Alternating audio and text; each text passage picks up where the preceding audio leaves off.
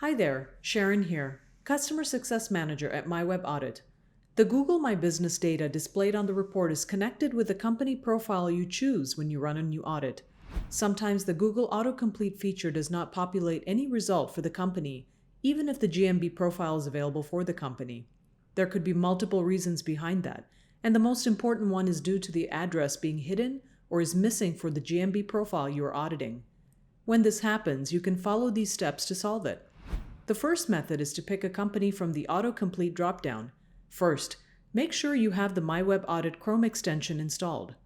Log into your account and select the GMB audit from the drop-down list. Click the Edit Company Profile button. Next, click on the edit icon next to the company name. Update the company name and click on the Save button.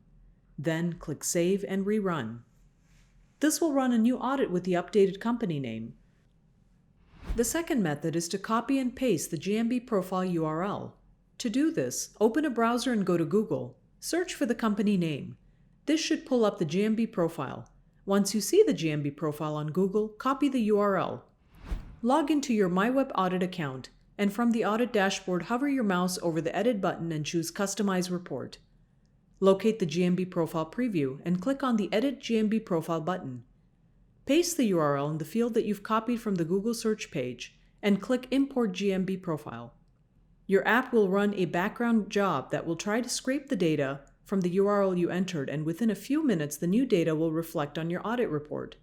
And lastly, you can manually edit the GMB profile data. To do this, log into your MyWeb Audit account, and from the Audit dashboard, hover your mouse over the Edit button and choose Customize Report.